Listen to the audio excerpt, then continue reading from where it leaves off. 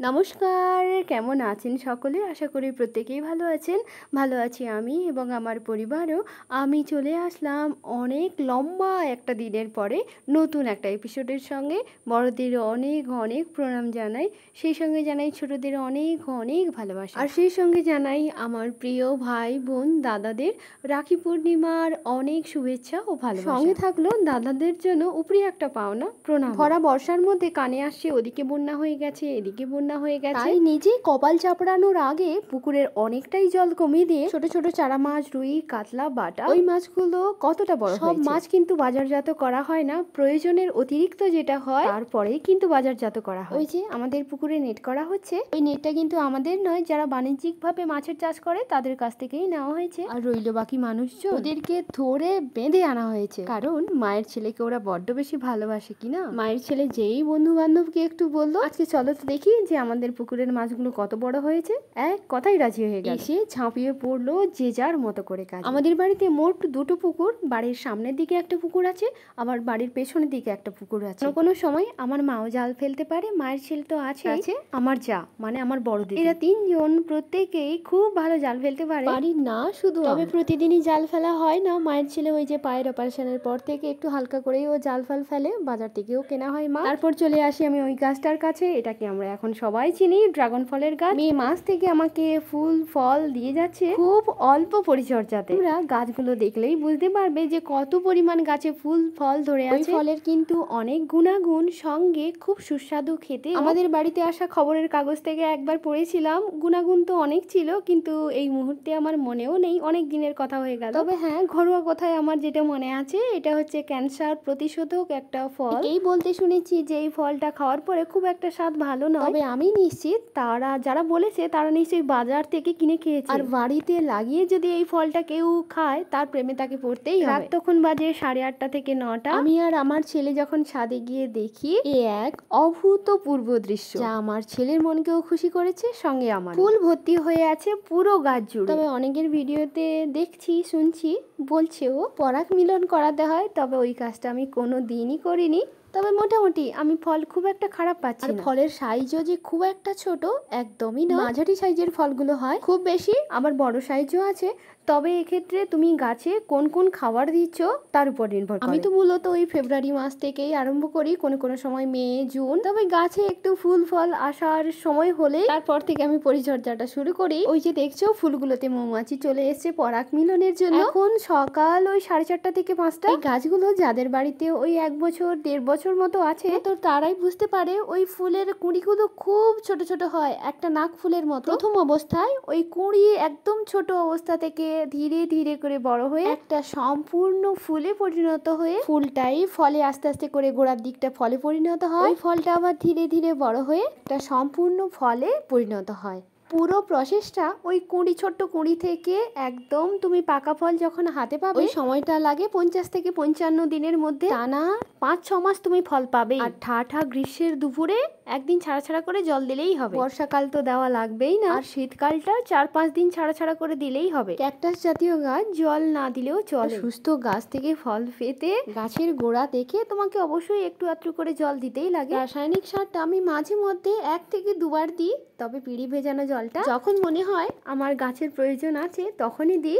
তবে গাছের সঙ্গে থাকতে থাকতে একটা গাছের সঙ্গে তোমার বন্ধুত্বপূর্ণ একটা সম্পর্ক হয়ে যায়। আমাদের যেমন যাদের সঙ্গে খুব ভালো বন্ধুত্বপূর্ণ সম্পর্ক থাকে, তার মনের কথাগুলো আমরা একটু একটু জানতে পারি, গাছেদেরও তাই। রাতের বেলা কখন কেক কাটা হবে, বাবু সকাল থেকে এই জামা কাপড়টা 3-4 বার পরা হয়ে গেল, আবার খোলাও হয়ে গেল, কারণ যখনই ওকে দেখতে পাচ্ছি, কি রে জামাটা পরে নিয়েছিস, কই রাতের বেলা কেক কাটার সময় পরবি যে, ঠিক তখনই এসে জামা কাপড়টা খুলে আবার অন্য জামা কাপড়টা পরে নিচ্ছে। ঝড় জল অতিক্রম করে আমার ভাইয়ের স্ত্রী আর ছোট মেয়েটি এসে আমার ছেলের জন্মদিনে। ভাইকে বললাম যে অত ঝড় জল বৃষ্টিতে তোকে আসতে হবে না। ভাই তখন বলল ওই যে রেনকোট আছে, বছরে 1-2 বার তো বের করতেই হবে, আর ভাগ্নে মানে বড় কুটুম বলে কথা। আস্তে আস্তে আবার বাইক নিয়ে পড়েও গেছিল, ভাগ্যিস কারোর কিছু হয়নি। ঠাকুরের অশেষ কৃপাতে পিমনিও আসার কথা ছিল, কিন্তু বিকাল থেকে এমন ঝড় জল বৃষ্টি আরম্ভ হয়েছে, অনেক চেষ্টার পরেও ওরা আসতে পারলো না। প্রতিবারের জন্মদিনে অনেক বেশি করে কিছু করা হয় না, মোটামুটি একটা সাধারণ মধ্যবিত্ত পরিবারে যেমনটি হয়। ওর জন্য পায়েস করেছি, ওর বাবা বাজার থেকে মিষ্টি এনেছে, আর আমার ছেলে গল্পের বই পড়তে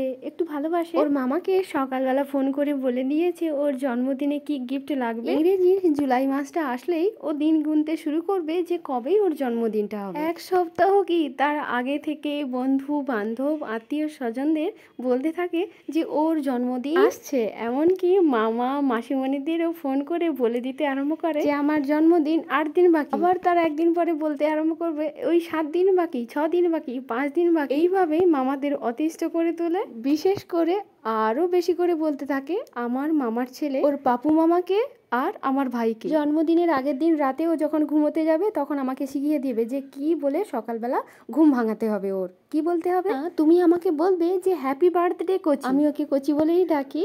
ওর ডাক নাম রণ, আর স্কুলের নাম হচ্ছে দেবার্ঘ। দেবার্ঘ ওর পিমনির দেওয়া নাম, রণ মা দিয়েছে। আর আমরা তো সবাই জানি গ্রামাঞ্চলে ছেলে মেয়েদের কচি বলেই আমরা সবাই। এই বছরের জন্মদিনটা আমি অনেক বেশি আনন্দ পেয়েছি এই কারণে জন্মদিনের সমস্ত প্রস্তুতি হয়ে গেছে, মোটামুটি যতটুকু করা গেছে। হঠাৎ করে আমার ছেলে দৌড়ে গিয়ে ঠাকুরের সিংহাসনের কাছ থেকে আমার বাপির ছবিটা নিয়ে এসে বলছে যে সবাই এখানে আছো, দাদু যে ওখানে বসেছিল আমাদের কারোরই মনে ছিল না যে সবাই দেখছে আমার জন্মদিন, দাদু কি দেখবে না। আমার ছেলের এই কথাতে আমি অনেক বেশি খুশি হয়েছি। বড় হয়ে সন্তানেরা কেমন হবে আমরা বাবা মা তা কখনোই পুরোপুরিটা বুঝে উঠতে পারি না, তবে আমার ছেলের জন্য ঈশ্বরের কাছে এইটুকুই প্রার্থনা থাকবে কিছুটা হলেও যেন মাটির মানুষ হয়। খাঁটি শব্দটা ব্যবহার করলাম না এই কারণে সোনার সঙ্গেই বেশি মানায়। আর আমরা প্রত্যেকেই জানি গয়না মানাতে সোনার সঙ্গে একটু খাদ মেশাতে, আর মাটিতে থাকে না কোনো। সঙ্গে থাকবে বড়দের শ্রদ্ধা করা, ভক্তি করা, যথাযোগ্য সম্মান দেওয়া, পরিবারের সঙ্গে কিংবা আত্মীয় স্বজনদের সঙ্গে সুখে দুঃখে তাদের সঙ্গে কাঁধে কাঁধ মিলিয়ে পথ চলা, যেটা আমাদের দৈনন্দিন অতপ্রতভাবে আমাদের জীবনের সঙ্গে জড়িয়ে থাকে।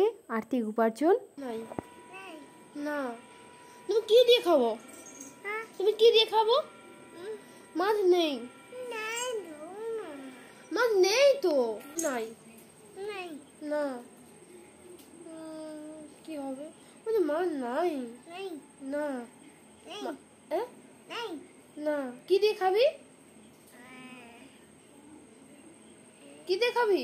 মনের ভিতর লুকোনো সত্যিটা 9 বছর পরে বললাম। মাকে বললাম, মায়ের ছেলেকে বললাম, ছেলের জন্য একটু মানত করেছিলাম। গল্পটা তাহলে পরিষ্কার করে দিই তোমাদের। আমার বাপি মানে আমার শ্বশুর ছিলেন একজন পার্কিনসন্সের পেশেন্ট। বাপি বেশ কয়েক বছর ভীষণভাবে অসুস্থ ছিলেন। তাই মনে মনে ঠাকুরকে অনেক করে বলতাম যে ঠাকুর আমার প্রথম সন্তান যেন ছেলেই হয়। বাপিকে সেবা শুশ্রূষা দিয়ে শারীরিক শান্তি দিলে ও বাপিকে যেন আমি মানসিকভাবেও শান্তি দিতে পারি। ওই যে প্রচলিত কথাই বলে না যে বংশের প্রদীপ। তবে যদিও আমার বাপি ছেলে মেয়ে উভয়কে সমান চোখে দেখতেন। বাপি বলতেন ছেলে হচ্ছে শারীরিক শান্তি, মেয়ে মানসিক শান্তি। বড় হয়ে ছেলে কাঁধে কাঁধ মিলিয়ে বাবার সঙ্গে কাজ করতে পারবে, আর মেয়ে দেবে মনের আনন্দ। আর মেয়েই হয়ে উঠতে পারে বাবা মায়ের একদম প্রকৃত বন্ধু। আমি চলে এসেছি আমার পুরনো বাড়িতে। ওই মাঝখানে যে বাবুটিকে দেখছো আমার ছোট দেওরের ছেলে। ওই বাবুরই জন্মদিন উপলক্ষে আমার ছোট দেওরের বাড়িতে আসছে ষড়ভুজ। আর ওই যে কৃষ্ণ ঠাকুরকে তোমরা দেখলে যেখানে ভোগ নিবেদন করা হচ্ছে, আমার ছোট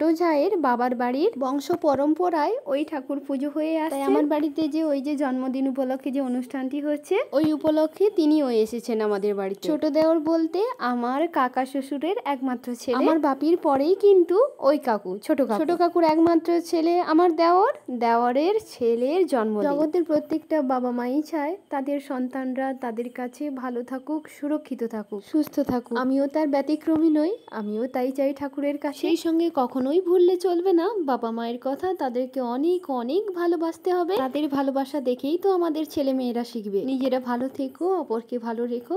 thank you and God bless you.